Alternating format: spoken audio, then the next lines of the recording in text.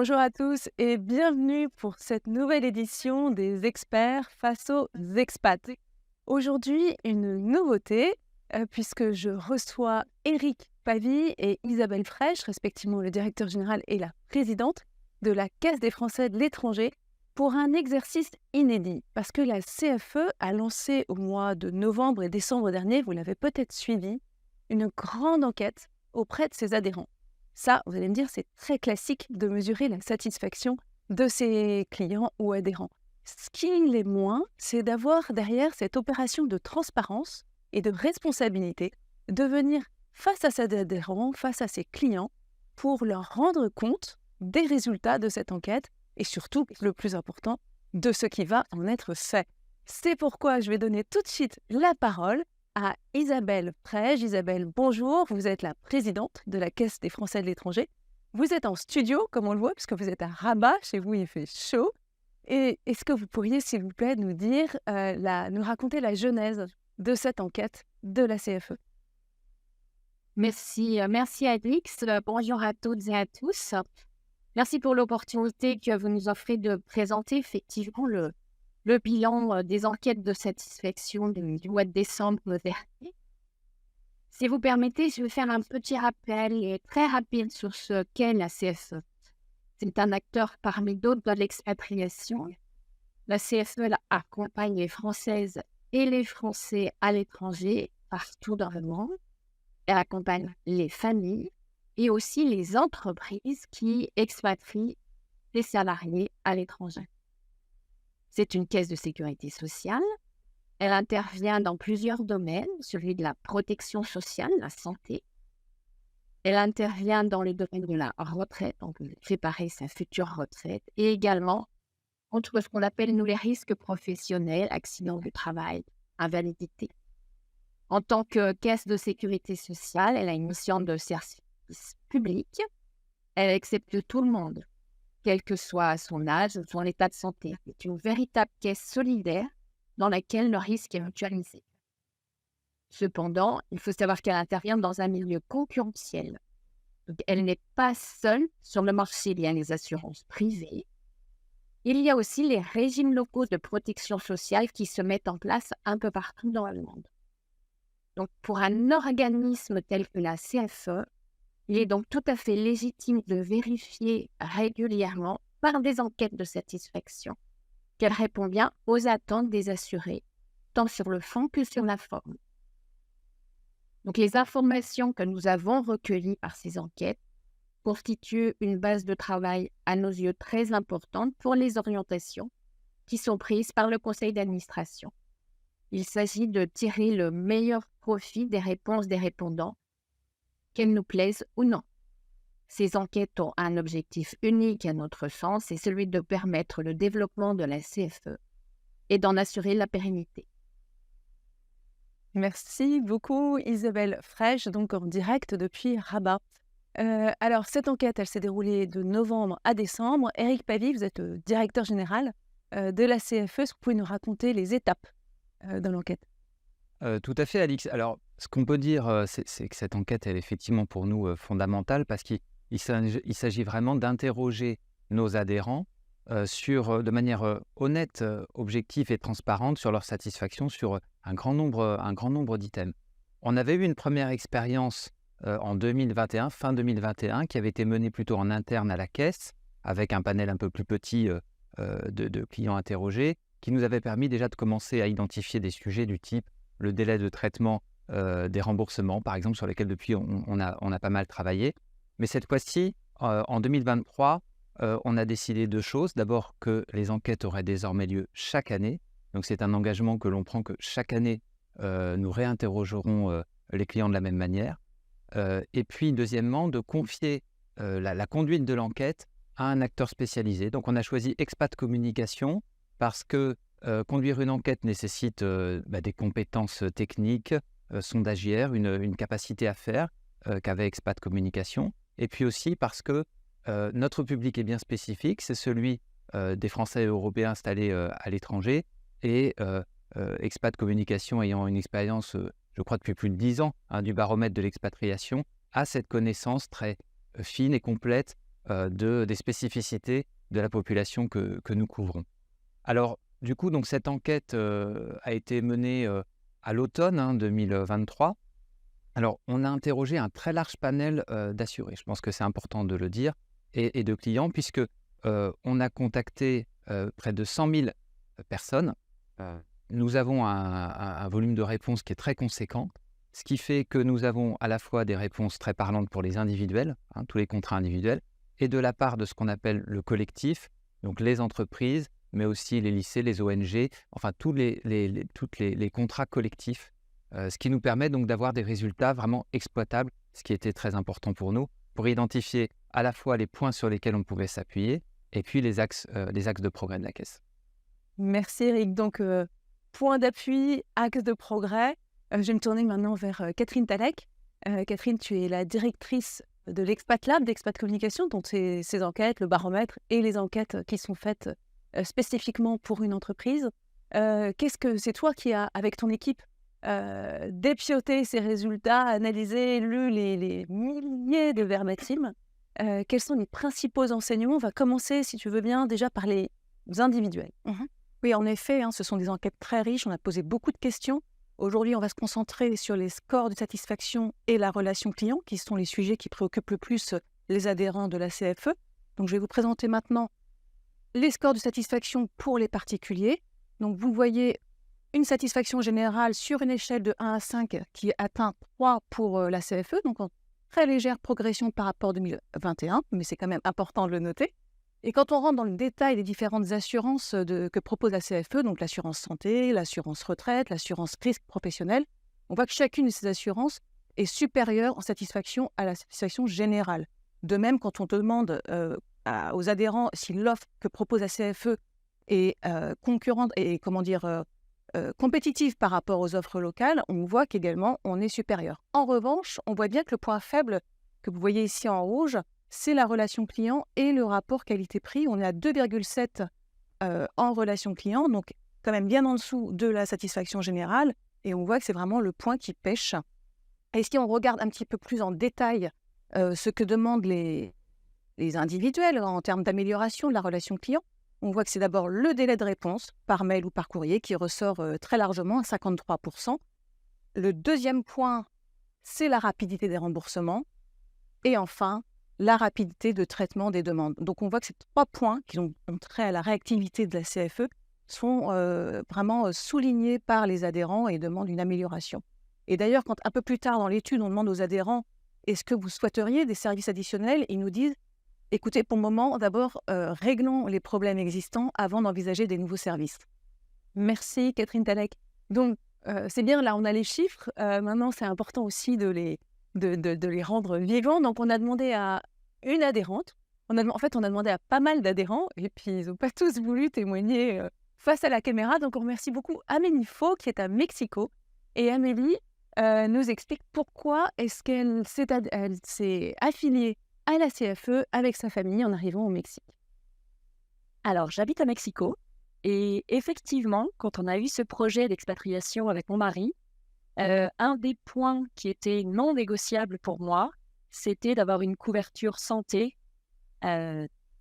totalement fiable, totalement... En fait, je ne voulais pas avoir le problème de me dire si on a un accident, si on va chez le médecin, je voulais être totalement couverte. Du coup, on s'est renseigné auprès de la CFE. Donc, nous avons la couverture santé de base, mais avec la mutuelle complémentaire, qui était indispensable parce que les coûts de santé au Mexique sont exorbitants. Et donc, c'était vraiment nécessaire d'avoir la mutuelle complémentaire pour être couvert à 100%. Et un autre sujet qui était super important pour moi, c'était la retraite. Parce que ici, je ne suis pas salariée. Et j'étais très contente de voir que la CFE proposait de continuer à cotiser pour la retraite, tout en étant chargée de famille. Alors, c'était un gros sujet de discussion avec mon mari parce que lui me disait « Mais non, ça sert à rien, t'en as pas besoin, on n'aura pas de retraite. » Alors que pour moi, non, c'était super important. Je voulais pas avoir de trou. Et ça, je pense que être une femme, partir comme ça en expatriation, arrêter une carrière, c'était très important pour moi de continuer de cotiser à la retraite. Je vois des petits points d'amélioration. Concrètement, le service client, je trouve que quand on les contacts, le temps de réponse est très long. Un autre sujet, c'est le délai pour les remboursements.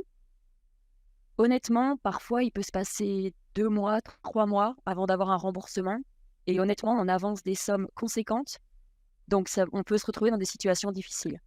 Je reste parce que c'est proche de mes valeurs, que je veux garder un lien avec la France. Le fait d'avoir quand même la carte vitale, par exemple, quand on rentre en France, c'est hyper utile. Et le jour où on rentrera en France, pour les mêmes raisons, ce sera beaucoup plus rapide et facile. Merci beaucoup Amélie Faux, donc à Mexico. Donc c'est une séquence qui est enregistrée parce que comme Amélie est au Mexique en ce moment, dort. Et donc elle n'a pas eu les résultats de l'enquête et vous voyez à quel point ce qu'elle relève coïncide avec les chiffres que nous a présentés Catherine tout à l'heure. Éric Pavie, donc ces chiffres, il y a du positif, il y a clairement des points à améliorer. Qu'est-ce que vous en faites?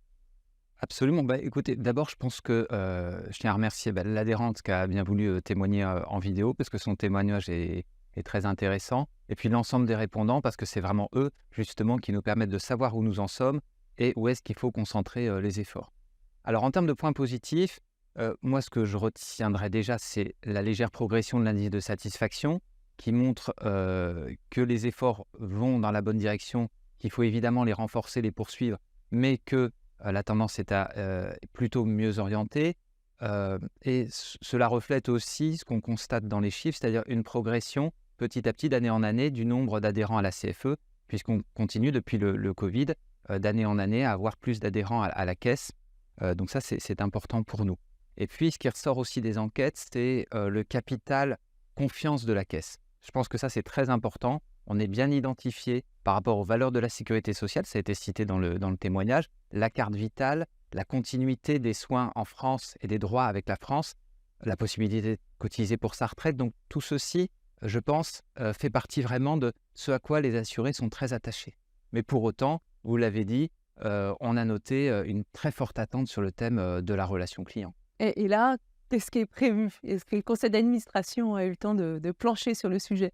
Alors, le conseil d'administration suit cela de très près. Je pense que Isabelle Frege l'a dit tout à l'heure. C'est un sujet qui est identifié comme majeur à la CFE, travailler à l'amélioration de la relation client. Alors, ce sont des travaux qu'on a entamés déjà il y a un moment et qu'on poursuit parce qu'on a de nombreux projets sur le sujet. Donc, je vais vous parler de ce qui a déjà été fait et puis de ce qui est en cours pour très bientôt. Alors, ce qui a déjà été fait, c'est un gros travail sur l'accessibilité téléphonique. Il y a quelques années, on avait une vraie difficulté à joindre la CFE. Il était très difficile de joindre les services pour un certain nombre de raisons.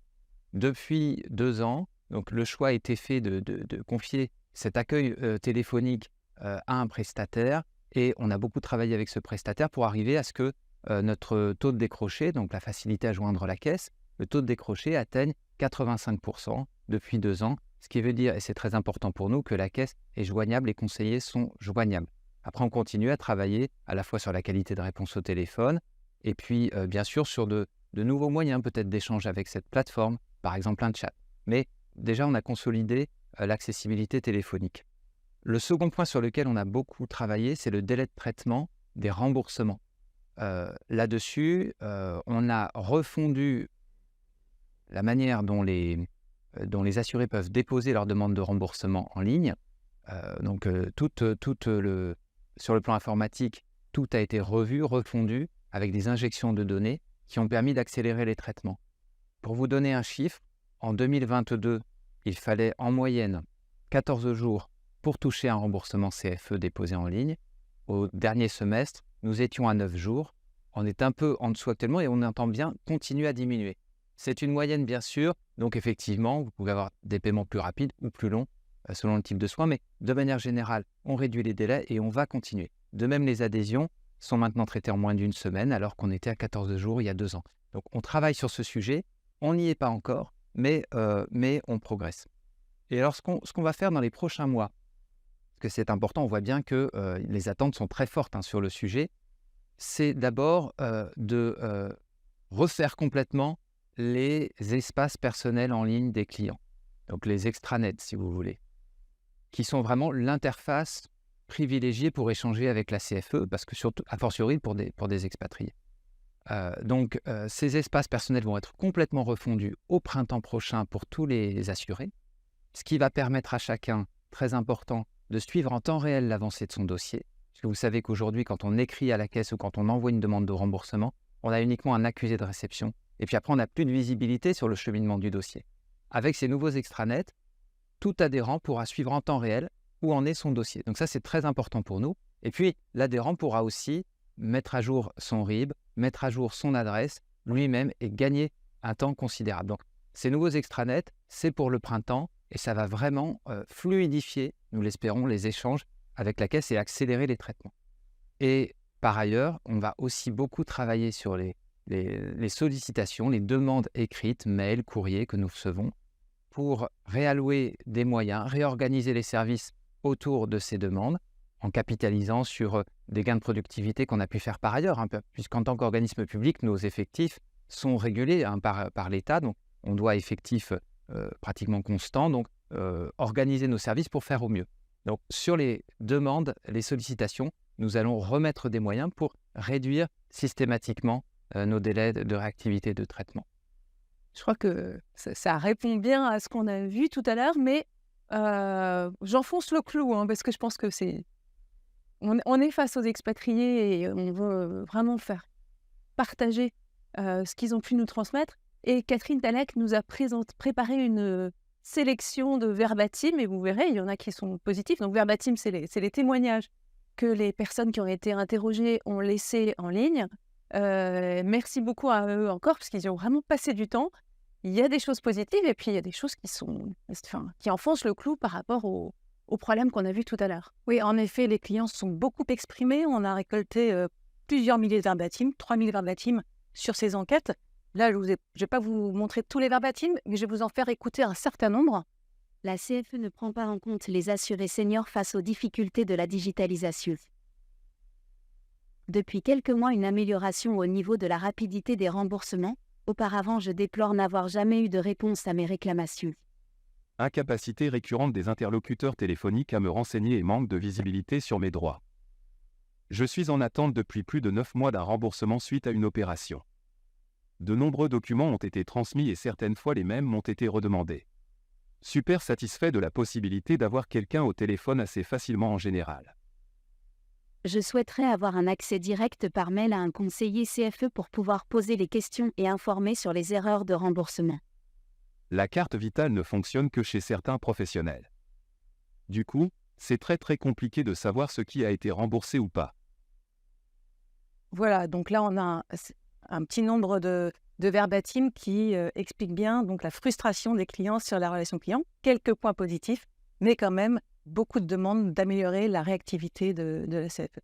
Voilà, on est loin du confort du plateau, là. On voit on sent la frustration, l'agacement de certains adhérents. Éric Pavie, vous nous avez présenté ce qui était en cours tout à l'heure.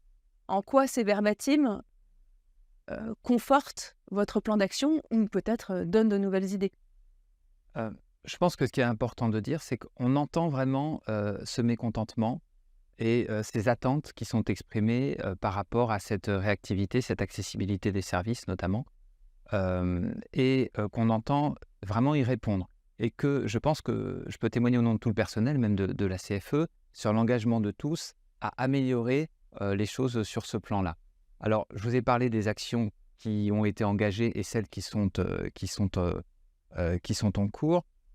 Effectivement, nous, l'idée n'est pas du tout de dire circuler, il n'y a rien à voir, mais au contraire d'entendre de ces remarques et de travailler dessus. Je pense qu'il faut aussi prendre en compte le fait qu'on est sur... La CFE, finalement, est un opérateur de service public, mais elle opère sur un marché très concurrentiel et où les standards de qualité, de délai sont très élevés. Et donc, il faut vraiment se mettre à niveau par rapport à ces standards et donc sortir de la zone de confort qu'on pourrait avoir du fait de nos spécificités, de nos missions, des services que nous offrons et que les autres ne peuvent pas offrir. Je pense par exemple à la carte vitale, la possibilité de cotiser pour sa retraite en France. Ça, ce sont, je dirais, des spécificités, des atouts de la CFE qu'on est les seuls à avoir. Mais il ne faut pas que la CFE capitalise uniquement là-dessus pour son développement. Il faut vraiment que ce soit un tout, qui est des services et une offre de services, mais aussi une relation client qui soit à la hauteur des attentes de nos clients. Et je pense que de ce point de vue-là, les attentes des clients sont proportionnelles à leur attachement à la CFE.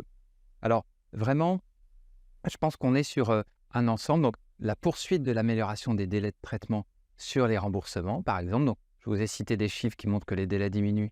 Il faut absolument poursuivre cette diminution cette année. On y travaille et le début d'année est plutôt bien orienté. On va poursuivre cette baisse des délais.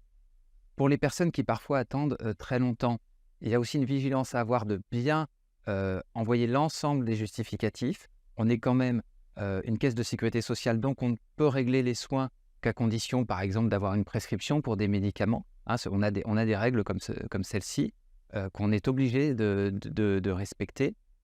Donc, bien envoyer les dossiers complets, bien utiliser le compte personnel en ligne autant que possible. Les demandes de remboursement envoyées par la poste, on en a encore malheureusement. Vous avez forcément des délais de transport, parfois malheureusement des pertes avec certains pays, et des délais ensuite de scannerisation, etc. à l'arrivée. Donc, privilégiez au maximum Internet pour échanger, déposer des dossiers complets en ligne. Et nous, de notre côté, on travaille pour réduire les délais de remboursement. Ça, c'est le premier item. Réduire les délais de traitement des sollicitations, ça, c'est vraiment notre priorité. Les demandes, voilà. Les demandes écrites, les mails, les courriers que nous recevons, ça, c'est aussi une priorité pour cette année. Et je dirais enfin, cette révolution des extranets, des espaces personnels en ligne dont j'ai parlé, ce sera vraiment un nouvel outil d'échange avec la caisse. Et j'espère vraiment que à la prochaine enquête, les assurés noteront que les échanges sont beaucoup plus faciles avec la caisse, beaucoup plus interactifs, grâce, je dirais, au dépoussiérage des espaces clients. C'est un beau chantier. Avant d'en venir aux entreprises, j'aimerais entendre Isabelle Fraîche, donc la présidente de la CFE, pour savoir comment est-ce que vous, Isabelle, vous voyez ce que nous explique Eric, vu du conseil d'administration, comment le conseil d'administration suit ces engagements? Alors, les membres du conseil d'administration qui sont élus résident tous à l'étranger. Ce sont souvent aussi des élus de proximité. Ils sont conseillers des Français de l'étranger, voire des conseillers à l'Assemblée des Français de l'étranger. Donc, dans leur mission, ils rencontrent la communauté française et parmi cette communauté, les assurés de la CFE ou les futurs assurés de la CFE. Et donc, à ce titre, ils sont très, très attentifs aux propos tenus par les assurés et à leurs demandes. Donc, aussi bien en termes de produits offerts par la CFE que par le fonctionnement même de la CFE. Et je rebondis sur les résultats de l'enquête. Et là où on a le plus de mal à faire évoluer les choses, c'est vrai nous, on reçoit, en tant qu'élus, on reçoit beaucoup de personnes âgées qui sont assez peu familiarisées avec tout ce qui est digitalisation et elles préfèrent le contact téléphonique. Donc là, on voit vraiment les effets de la fracture numérique et qu'on voit dans toutes les administrations, que ce soit en France ou à l'étranger. Hein. Mais elle est très visible parmi les populations plus âgées et qui ont moins de facilité avec l'informatique. Alors d'un côté, la CFE peut difficilement ralentir sa politique d'investissement en matière informatique, sa politique d'innovation. Les espaces personnels qui vont être rénovés d'ici fin mars, on attend beaucoup, beaucoup d'améliorations de délais, de contact avec la CFE. L'assuré sera lui-même proactif dans la vie de son contrat. Donc, on attend beaucoup de la mise en place de ces espaces personnels. Par contre, tout est mis en œuvre aussi pour que la relation téléphonique, meilleure réponse téléphonique soit mise en place. Donc, c'est de la formation des agents qui sont derrière le téléphone en France. Mais il faut avouer aussi que tout ce qui relève de la sécurité sociale, quelquefois, les assurés eux-mêmes ont du mal à exprimer correctement leurs demandes parce qu'ils sont souvent dans l'action et la réaction, donc ils ont du mal à poser calmement les choses. Mais tout ça, on le comprend et les membres du conseil d'administration sont très, très vigilants et remontent leurs ressentis et leur vécu au moment du conseil d'administration, ils contactent régulièrement la direction pour faire avancer les sujets. On voit bien, en vous entendant, Isabelle Frege, la nature très particulière de la CFE, avec des adhérents qui vont être à la fois des personnes âgées qui subissent la fracture numérique, et en même temps, et c'est à eux maintenant qu'on va penser, des entreprises, enfin des collectifs, donc vous disiez Eric tout à l'heure, ça peut être des ONG, ça peut être des administrations, ça peut être des entreprises à la fois toutes petites, mais aussi les plus grands groupes français, qui, eux, vont vouloir un espace numérique et qui sont dans une dimension ultra concurrentielle. Et on voit bien le grand écart que vous devez faire. Et c'est maintenant sur cet autre extrême du panel que je vais interroger Catherine Talek. Catherine, est-ce que les résultats... Donc, il y a eu une enquête pour les particuliers, une enquête pour les collectifs. Est-ce que les résultats des entreprises sont sensiblement différents des remarques qui ont été faites par les particuliers? Alors effectivement, on a fait une enquête auprès des collectifs et on voit que les tendances sont assez proches de ce qu'on voit parmi les adhérents individuels. Si on regarde le niveau de satisfaction général, on voit qu'il est à 3,1, donc assez proche. Ce qui est quand même important de noter, c'est ce plus 0,6, donc ça fait quand même 20% de progression par rapport à 2021. Donc on voit qu'il y a quand même une nette amélioration sur la satisfaction de la CFE parmi les collectifs. Et quand on rentre dans le détail des différentes assurances, ou de l'offre par rapport aux offres locales, par rapport aux problématiques des salariés expatriés, ou le rapport qualité-prix, on voit que toutes ces mesures sont au-dessus de la satisfaction générale. Donc ça, c'est très positif. En revanche, on voit que comme pour les adhérents individuels, on est en dessous sur la satisfaction de la relation client. C'est encore une fois le point faible de la relation avec la CFE pour les adhérents collectifs. Si on regarde donc plus en détail la relation client, on voit que le délai de réponse ressort à nouveau en premier, à 71%, donc très très largement. Le deuxième aspect qui ressort, c'est la facilité à avoir un contact téléphonique, donc cette joignabilité, pardonnez-moi ce néologisme. Et enfin, la digitalisation des procédures. Donc effectivement, les collectifs ont besoin de beaucoup de digitalisation, ce qu'on ne voyait pas en revanche pour les individuels. Alors, si on regarde maintenant ce que nous disent les collectifs, on a aussi préparé des verbatims. Exactement, on a écouté, on a lu les verbatims des différents collectifs. Donc, je vous en ai mis une petite sélection parce qu'encore une fois, il y en a eu beaucoup. Il faut absolument améliorer votre plateforme Internet, désuète aujourd'hui. Elle doit être plus efficace, plus proactive. Facilitez les contacts directs avec vos clients. Proposez plus de conseils et d'interactions. Avoir un interlocuteur dédié par dossier pour ne pas avoir à répéter à chaque fois sur un même dossier. Vous travaillez avec des entreprises du monde entier, il serait bon de pouvoir communiquer avec vous dans d'autres langues que le français. Ou de communiquer tout court, car j'attends toujours une réponse à ma demande d'il y a 2 semaines. Une meilleure réactivité. Nous sommes passés de 6 mois de temps de réponse à 2 mois. C'est mieux. Mais peut vraiment mieux faire. Donc on voit là un petit extrait de ce que disent les entreprises. Et c'est intéressant aussi de voir ce verbatim sur l'interlocuteur dédié, parce que quand on demande aux entreprises quel service additionnel vous souhaiteriez voir, c'est vraiment ça qui ressort très fortement à 60%, avoir un interlocuteur dédié pour les entreprises au sein de la CFE.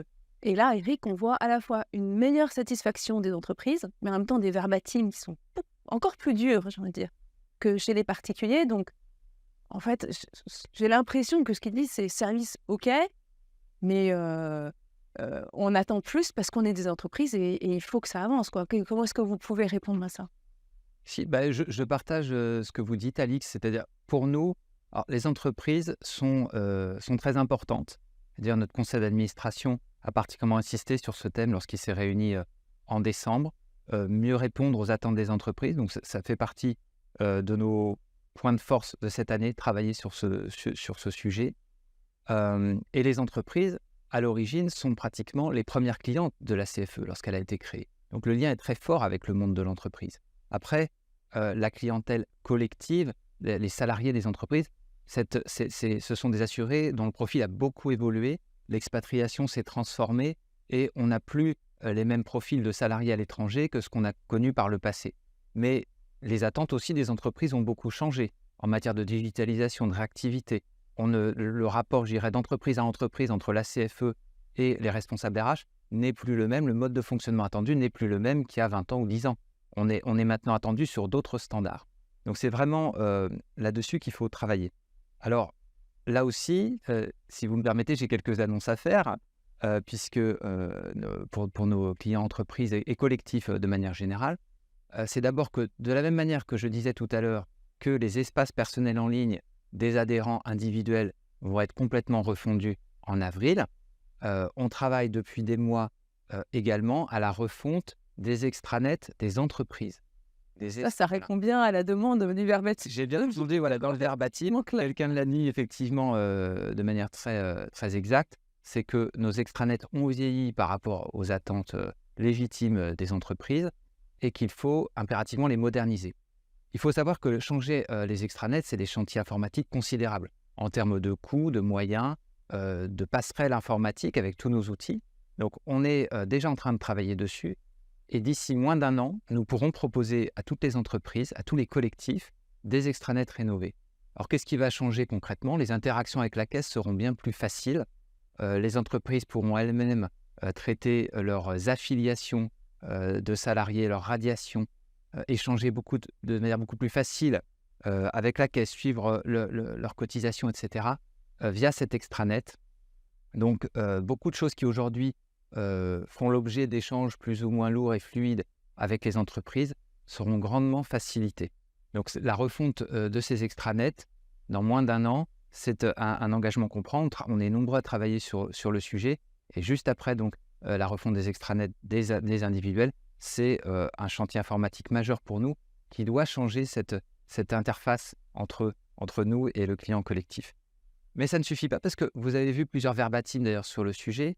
On a un sujet avec le collectif qui est l'interlocution. L'interlocution, c'est-à-dire c'est-à-dire avoir une personne identifiée qui s'occupe de mon entreprise ou alors un groupe de personnes avec qui j'interagis facilement et j'ai une réponse réactive à mes demandes avec ces personnes. Donc, effectivement, c'est vraiment une demande récurrente et presque systématique dans les verbatim. Tout à fait.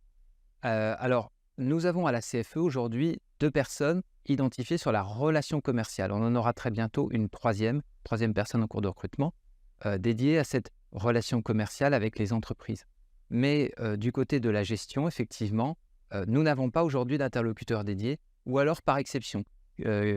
Pour quelques entreprises, on a à un moment mis en place une interlocution privilégiée. L'idée aujourd'hui, on est en train de travailler à une expérimentation d'interlocution unique pour toute la gestion de l'entreprise. Et c'est un système qu'on voudrait tester d'abord avec le panel des plus grosses entreprises de notre portefeuille. Et puis si ça fonctionne, pourquoi pas l'élargir. Donc ça signifie concrètement donner à l'entreprise un contact direct pour la gestion et pour les échanges de gestion et s'engager, ça c'est important, s'engager sur des délais de traitement de leurs demandes. Parce qu'on considère que quand on est une grande entreprise avec de nombreux salariés couverts à la CFE, on a droit à un service plus. Voilà. Donc là-dessus, c'est vraiment un axe de travail sur lequel des travaux sont en cours pour déboucher dès cette année, dès les prochains mois même, je dirais, sur une expérimentation auprès des entreprises qui rénovera complètement les échanges avec la CFE. Puis de manière plus générale, moi je voudrais ajouter 2 choses, c'est qu'on va renforcer les interactions et l'écoute de l'entreprise. Au-delà de l'enquête que vous avez présentée, on veut multiplier les contacts. Alors on a des contacts quotidiens bien sûr avec les responsables des entreprises, mais aussi des ONG, des lycées français, etc., qu'on va poursuivre. On a au sein du conseil d'administration 2 représentants du MEDEF qui portent aussi la voix et les attentes des entreprises. On va aussi renforcer nos échanges avec des cercles d'entrepreneurs axés sur la mobilité internationale comme Magellan ou le Syndex. Et puis, on a commencé aussi à renforcer les échanges avec les conseillers du commerce extérieur de la France. Voilà, donc tout ce tissu économique de la France dans le monde avec lequel on veut renforcer nos liens, l'écoute des attentes pour renforcer, mieux répondre à leurs demandes. Et puis, dernier élément, nous avons confié donc à un cabinet de conseil une analyse complète du parcours des entreprises à la CFE. De la prospection, c'est-à-dire quand la CFE démarche des entreprises qui ne sont pas chez nous aujourd'hui pour les inciter à adhérer, à couvrir leur personnel, jusqu'à la vie justement de l'entreprise, les interactions avec la caisse.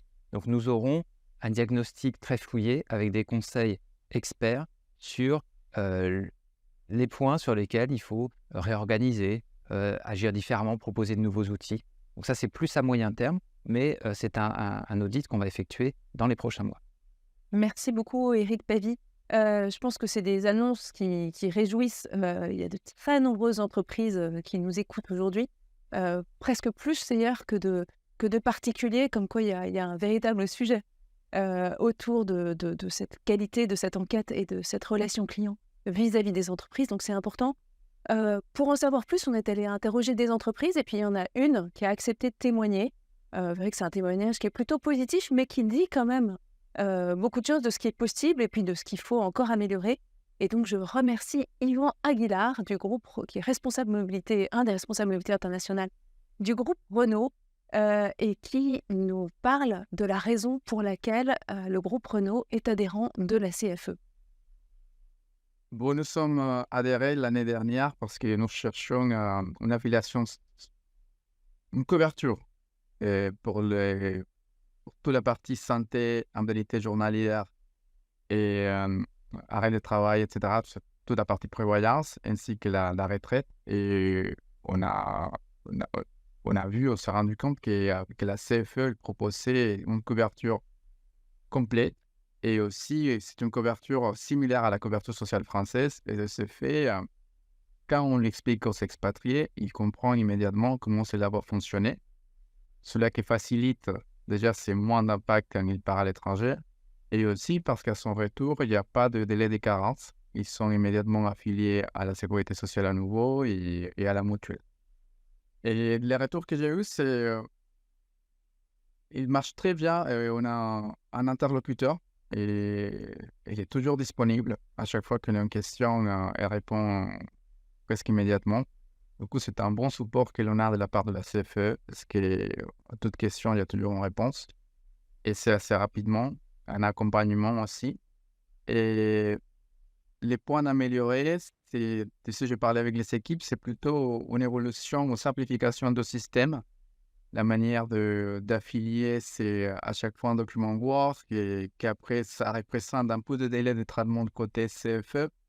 Et comme on travaille avec une assurance complémentaire, parfois il y a des délais des matchs entre les deux affiliations. C'est-à-dire qu'il y a une affiliation qui se fait plus rapidement que l'autre et parfois il y a des relances entre les deux, mais qu'on arrive à solutionner rapidement grâce à l'aide que l'on a avec la CFE. Donc, mais c'est un petit point d'amélioration de mettre en place des moyens pour simplifier les processus d'affiliation. Un grand merci à Yvan Aguilar et à toute l'équipe mobilité internationale de Renault. Donc, je ne sais pas comment est-ce que Renault a déjà, on a l'impression en les entendant qu'ils ont déjà un interlocuteur dédié et visiblement, c'est la bonne solution puisqu'ils ont l'air très satisfaits, même si jamais ils soulignent aussi des problèmes qui ont été soulignés de façon récurrente par les autres intervenants. Je reviens vers Catherine Talek, donc, qui a passé des heures sur ces résultats et ces verbatims pour mieux comprendre la spécificité de la relation entre la CFE et ses adhérents, clients, entreprises ou clients particuliers. Est-ce qu'on a tout vu dans les résultats qu'on a présentés? Parfois, j'ai l'impression qu'il y a quand même une relation qui est très particulière. Oui, en effet, il y a un élément qui est très fort qu'on a pu voir dans certains témoignages, qui est vraiment cet ancrage de la CFE parmi la communauté des Français de l'étranger, aussi bien individuels que collectifs. Et on voit d'ailleurs quand on leur pose la question considérez-vous que la CFE est un acteur incontournable sur le marché de la protection sociale à l'étranger? On voit qu'il y a un oui très massif, aussi bien parmi les répondants individuels que parmi les répondants collectifs, puisque 80% des collectifs et 71% des individuels nous disent oui, c'est un acteur incontournable. Donc c'est une force essentielle sur laquelle la CFE peut bâtir et doit bâtir. Et doit bâtir, Éric, c'est votre combat. Quel serait votre mot de la fin par rapport à ces éléments? J'ai envie de rebondir sur ce que vient de dire Catherine. Je pense que la CFE est unique dans le paysage de la protection sociale. La France est le seul pays à proposer à ses ressortissants de bénéficier de leur système de sécurité sociale alors alors qu'ils sont partis au volontariat. On a des points très forts qui sont la continuité des droits avec la France, au départ de France, au retour en France. On a la carte vitale. Ça, c'est à la fois un symbole et un outil auquel les Français sont très attachés. Quand on revient en France, pouvoir continuer à utiliser sa carte vitale et bénéficier des tarifs opposables, c'est quelque chose de formidable. La possibilité de cotiser pour sa retraite en France. Donc, on a ces atouts et ils sont reconnus. Donc, on voit bien maintenant que le chemin est surtout de travailler sur tout le reste, donc capitaliser sur ce socle très solide et l'attachement qu'on voit bien de nos assurés, de nos clients vers la CFE, capitaliser dessus et de leur donner satisfaction sur ce qui est attendu en termes de réactivité, de délai de traitement, d'accessibilité des services. Donc, je pense qu'on a eu l'occasion d'évoquer ce qui a été fait pour le moment, qui, je pense, va dans le bon sens, mais pas encore assez loin, et ce qu'on compte faire dès les prochaines semaines, dès les prochains mois, pour que les améliorations se poursuivent, se renforcent, soient perceptibles de tous. Et je peux vous assurer que tout le personnel de la Caisse est mobilisé sur le sujet. On tient à ce que les choses progressent rapidement, que nos clients actuels et nos clients futurs qui continuent à nous rejoindre soient satisfaits. Et j'espère bien que lorsqu'on se reverra l'année prochaine, on puisse constater des progrès mesurés et ressentis par tous nos adhérents et le collectif. C'est un engagement qui est pris devant témoin, donc on sera tous là dans un an pour mesurer ça. Et je pense, et merci beaucoup pour ces annonces. Je pense que ceux qui nous écoutent, si je me fais leur interprète de ce que je ressens, à la fois sont satisfaits de se dire qu'ils ont été entendus, et puis surtout dans l'expectative de voir, on va juger sur pièce, hein, de voir les progrès qui auraient été faits. Madame la Présidente, depuis Rabat, quel serait le mot de la fin du conseil d'administration de la CFE que vous représentez? Alors, le mot de la fin, ça va d'abord... je vais d'abord remercier toutes les personnes qui ont répondu à l'enquête, hein, tous les répondants, qu'ils soient assurés individuels ou ce qu'on appelle les assurés collectifs, les entreprises que nous accompagnons depuis la création de la CFE. Donc, la CFE accompagne aujourd'hui, mais continuera à accompagner les Français, les Françaises qui résident à l'extérieur des frontières. Je m'y engage. Le bureau s'y engage, le conseil d'administration s'y engage. Je crois qu'il faut rappeler qu'il existe effectivement un attachement particulier à cette caisse. Et nous qui résidons à l'étranger, on voit des familles avec plusieurs générations qui sont adhérents à la CFE. Les grands-parents, les parents, les enfants qui ont fait des études en France et qui reviennent s'installer à l'étranger sont adhérents à la CFE. Et c'est ce qui en fait aussi la force. Dès l'installation du nouveau conseil d'administration en mars 2022, le conseil a vraiment insisté sur la notion d'amélioration de la relation client. Et tout est mis en œuvre, on le constate. Merci à la direction, merci aux salariés de la Caisse, auxquels je rends hommage régulièrement. Ce sont des personnes qui sont également très attachées à cette maison. On peut appeler ça une maison. Ce n'est pas une grosse caisse de sécurité sociale. C'est ce qui peut-être pourrait en faire sa force, sa capacité à réagir plus vite qu'une grosse institution. La préoccupation de l'amélioration client, c'est une préoccupation au quotidien qui ne doit souffrir, à mon avis, d'aucun écart. Des chantiers sont en cours, on vous l'a présenté. Et des chantiers sont dans les boîtes, elles sont prêtes à être développées dès que se seront terminés les chantiers en cours. Enfin, pour conclure, je veux dire que des assurés satisfaits, c'est une caisse qui a gagné la bataille de l'image et qui peut progresser au bénéfice de... Voilà. Merci beaucoup Isabelle Fraîche, présidente de la CFE. Merci Éric Pavin, donc directeur général de la CFE, pour ces annonces. Et rendez-vous dans un an pour mesurer ensemble l'impact qu'aura pu avoir vos actions. C'est toujours évidemment un délai entre la mise en œuvre des process et leur perception par les utilisateurs. Merci Catherine Talek, directrice de l'Expat Lab d'Expat Communication pour ces chiffres, ces résultats et toutes ces analyses. Et pour vous qui nous écoutez, merci pour ceux qui ont répondu à l'enquête. À nouveau, et merci d'être présents. Nous avons 2 rendez-vous pour vous, au mois de mars. Le premier rendez-vous, le prochain, rendez-vous face aux experts, c'est, pour parler d'expatriation le 6 mars, au salon S'expatrier mode d'emploi, que vous allez, voir, s'afficher ici. Et puis, le rendez-vous suivant, ce sera le 8 mars, ici, dans ce studio, pour une conférence avec, la CFE à nouveau, mais aussi avec des experts financiers et des experts, juridiques sur un sujet qui nous tient très à cœur. À vous qui nous écoutez certainement, à la CFE, je sais que son engagement auprès des femmes est récurrent et durable. Et puis pour Expat Communication, comme vous le savez tous, avec son média Femmes Expat, une conférence sur l'indépendance financière des femmes expatriées. C'est un vaste sujet qui nous attend le 8 mars. Merci à tous et à bientôt.